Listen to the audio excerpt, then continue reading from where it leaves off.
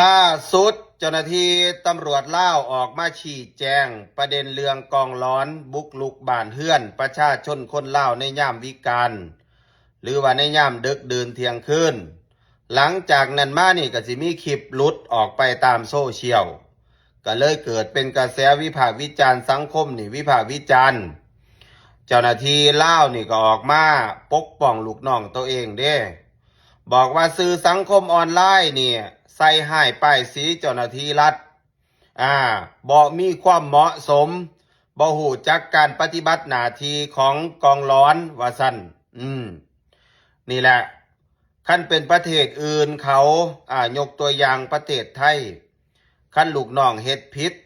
เขาก็ต้องออกมาขอโทษพ่อแม่พี่น้องประชาชนแต่ว่าในประเทศลาวเฮานี่บ่เคยเห็นตำรวจหรือเจ้าหน้าที่รัฐนี่ต่อให้ผิดซำใดก็สร้างบ่เคยออกมาขอโทษพ่อแม่พี่น้องประชาชนคนลาวเด้เจ้าเคยเห็นบ่พี่น้องซอยคอมเมนต์มาบอกข้อยแหน่เคยเห็นบ่ประชาชนนี่ผิดอยู่เบิดปีเบิดชาติคันประชาชนเฮ็ดผิดนี่จับมาบังคับให้เฮ็ดคลิปออกมาขอโทษพ่อแม่พี่น้องขอโทษเจ้าหน้าที่รัฐขอโทษอำนาจการปกครองขอโทษผู้หลักผู้ใหญ่แต่ว่าผู้หลักผู้ใหญ่เฮ็ดผิดในลาวเฮานี่กล้าขอโทษประชาชนบ่ถามเนี่ยอันนี้เนี่ยระบอบคอมมิวนิสต์มันคิดว่ามันใหญ่มันเหนือกว่าประชาชนแล้วอีกอย่างเด้อพี่น้องเรื่องเอกสารหนังสือขอผักเศร้าอันนี้ขออนุญาตนะพูดเป็นภาษาไทยแล้วก็จะถามพี่น้องคนไทยด้วยอยู่ในประเทศไทยเคยมีไหมแบบเนี้ยเวลาประชาชนคนลาวเนี่ยอยู่อีกอำเภอหนึ่งหรือว่าอยู่อีกจังหวัดหนึ่งตำบลหนึ่งจะไปอยู่อีกตำบลหนึ่งไปทำงานไปอยู่นานๆ2 เดือน3 เดือน6 เดือนปีหนึ่งขึ้นไปเนี่ยต้องมีเอกสารหนังสือขอพักเซาต่างหากนะมีบัตรประชาชนใบเดียวนี่ไม่จบนะต้องมีหนังสือเอกสารขอพักเศร้าอีกประเทศไทยบ้านเจ้ามีบ่ล่ะครับพี่น้องฝั่งไทยบ่ได้มีเด้แต่ว่าในประเทศลาวมีถ้าไม่มีนะครับก็เกิดขึ้นแล้วกองหลอนก็บุกเที่ยงคืนเคาะประตูขอตรวจดูเอกสารขอพักเซาผมถามหน่อยบัตรประชาชนใบเดียวเนี่ยในประเทศลาวเนี่ยบัตรประชาชนใบเดียวมันยืนยันความเป็นลาวบ่ได้บ่อยากไปอยู่จังหวัดใดแขวงใดของประเทศลาวมันไปได้เบิดอยู่จำปาสักสิไปอยู่เวียงจันทน์มีบัตรประชาชนใบเดียวนี่ก็พอแล้วสิไปเฮ็ดยังให้มันยุ่งยากขนาดนั้น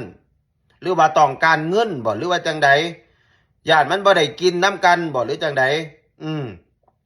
ประชาชนแห่งหาอยู่หากินลำบากแห้งเฮ็ดให้ยุ่งยากไปกว่าเก่าเรื่องระบบกองลุงกองร้อนเนี่ยก็คือกันระบบกองร้อนนี่ถูกสังคมวิพากษ์วิจารณ์ว่าไทยหรือลาวหรือโดยเฉพาะคนไทยไปเที่ยวประเทศลาวเขาก็เห็นเด้บางเทื่อก็เกิดขึ้นย้อนอีหยังข่อยขอตำหนิอยู่อย่างหนึ่งกองร้อนเนี่ยการปฏิบัติหน้าที่เนี่ยมันต้องแต่งตัวใส่ชุดยูนิฟอร์มให้มันคือเจ้าหน้าที่รัฐแต่ว่ากองร้อนแถวบ้านนอกเฮานี่บางคนนี่บ่ใส่เสื้อก็มีเด้ใส่เกือบแตะใส่เกือบแตะพายปืนอากาศพุ่นแล้วสูบยาเสร็จทวนย่างไปตรวจไปคนนักท่องเที่ยวต่างประเทศเขาเบิ่งเขาบ่คิดว่าเป็นเจ้าหน้าที่รัฐได้เขาว่าโจรเขาว่าบ้านป่าเมืองเถื่อนเขาก็เลยเกิดการบ่ยอมรับคันสิเป็นกองร้อนก็เป็นแต่ว่ามันต้องมีชุดยูนิฟอร์มออกมาให้มันดีๆใส่ดีๆทั่วประเทศเพราะว่าเขาเปิดการท่องเที่ยวเป็นบ่ให้ต่างประเทศเขาเห็นเวลาเขาไปหลินไปเที่ยวประเทศแล้วโอ้คนนี้เป็นเจ้าหน้าที่คนนี้เป็นหน่วยงานรัฐอันนี้บ้านเฮาที่ผ่านมาเนี่ยโดยเฉพาะในต่างเมืองต่างแขวงเนี่ยยังบ่มีหอดชุดยูนิฟอร์มสิใส่ซ้ำแล้วสิให้ต่างประเทศเขาไว้ใจได้จังได๋เวลาเขาไปหลินไปเที่ยวแล้วก็เถียงกันยังบ่จบได้เรื่องที่มันมีเรื่องหนึ่งเนาะที่เถียงกันมานี่ตั้งหลายปีแล้วนะประเด็นเรื่องคนต่างประเทศไปเที่ยวประเทศลาวไปนอนบ้านเพื่อนคนลาวรู้จักกับคนลาวสนิทกันก็แล้วแต่นะเจ้าของบ้านอนุญาตให้นอนก็แล้วแต่ต้องไปแจ้งผู้ใหญ่บ้านผู้ใหญ่บ้านต้องไปแจ้งกองหลอนถ้าผู้ใหญ่บ้านไม่อนุญาตให้นอนบ้านเพื่อนคนลาวก็ต้องไปเช่าโรงแรมก็ต้องไปนอนบ้านพักหรือโฮมสเตย์ อ่า อันนี้คือระบบในประเทศลาวนะถ้าคุณฝ่าฝืนก็ถูกปรับ อ่า เหตุผลง่ายๆทำไมต้องเป็นแบบนั้น เขาก็จะตั้งคำถามย้อนกลับเจ้าหน้าที่เขาก็จะบอกว่าถ้าเกิดเหตุการณ์ขึ้นคุณจะรับผิดชอบไหม ถ้าเกิดเหตุการณ์ขึ้นจะสิรับผิดชอบบ่เจ้าของบ้าน เอาสิว่าจังไดบัดนี้เขาเพิ่นตั้งคำถาม แล้วก็สิตอบง่ายๆคือว่ามันสิมีปัญหาอีหยังเขามาเที่ยวบ่ได้ถือปืนมาบ่ได้เอาอาวุธนิวเคลียร์มาสิว่าว่างระเบิดอีหยังบ่แม่นพี่น้อง อันนี้มันไม่ใช่นะ คือระบบคอมมิวนิสต์ในลาวเป็นระบบควบคุมคน ไม่ว่าคนลาวจะไปอยู่ไหนในประเทศลาวหรือคนมาจากต่างประเทศ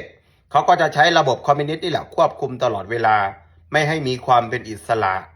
อันนี้คือข้ออ้างนะครับเขาหวังผลทางการเมืองไม่ให้ประชาชนหรือคนต่างประเทศโดยเฉพาะคนไทยเนี่ย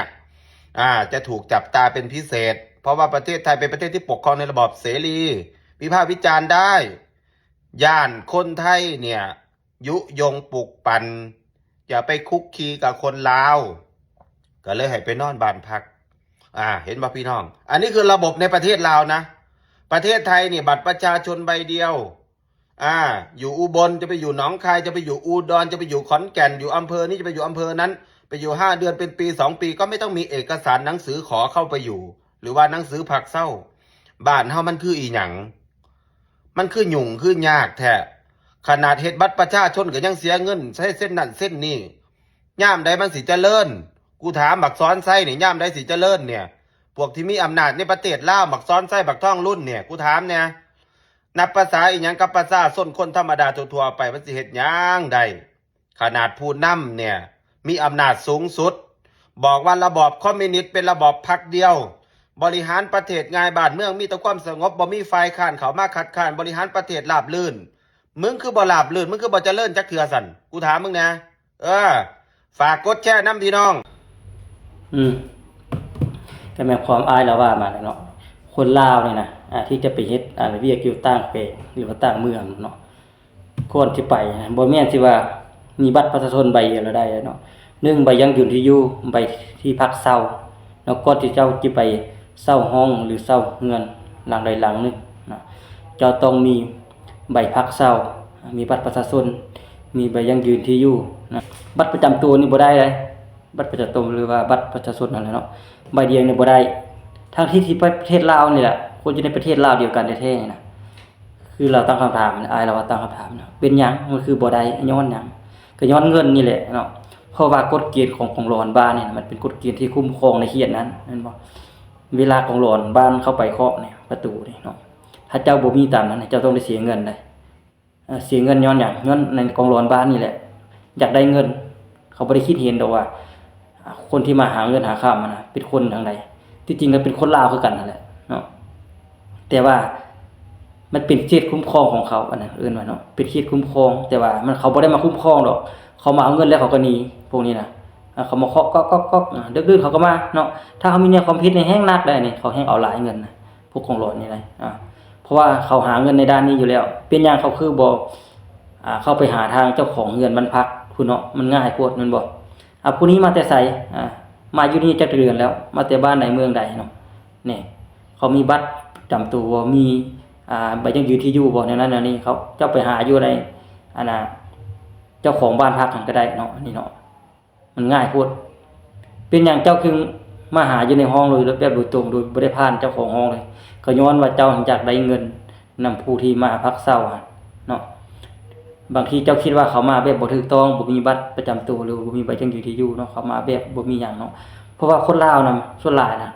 เขาจะมาเฮ็ดเวียกนะอยู่ในประเทศตัวเองนะมันบ่ได้มีบัตรประชาชนอีหยังก็ได้เนาะเขาไปแบบตัวมีแต่ตัวกับเครื่องนั่นแหละเพราะว่าเป็นหยังมันเป็นประเทศลาวได้ซั่นเนาะเฮาบ่ได้ออกนอกประเทศดิซะมันสิไปผิดอีหยังแม่นบ่เฮาคนลาวคือกันแม่นบ่พักเช่าอยู่ไสก็ได้นี่ห้องพักเฮาก็เช่าเฮาเป็นคนเสียเงินเองเพิ่นเฮ็ดให้คนเช่าให้คนนอนแม่นบ่เป็นหยังเจ้าจึงมาเคาะประตูเก็บเงินแม่นบ่ห้องเจ้าก็บ่ได้เฮ็ดค่าห้องเจ้าก็บ่ได้เสียแม่นบ่ค่อยเสียให้เจ้าของห้องแล้วแต่ละเดือนน่ะเป็นหยังเจ้าจึงมาเคาะประตูอยู่เนาะอันนี้แหละมันเป็นย้อนอำนาจการปกครองบ้านเนาะมันเป็นเขตคุ้มครองของบ้านนั่นแหละแทนที่จะบ่ต้องไปเก็บเอาเงินของเขาเนาะบ่แม่นแต่เขาเสียให้แต่ บ้านเนี่ยเขาเสียค่าน้ำค่าไฟได้ค่ากินค่าอยู่ได้เนี่ยค่านั่นค่านี่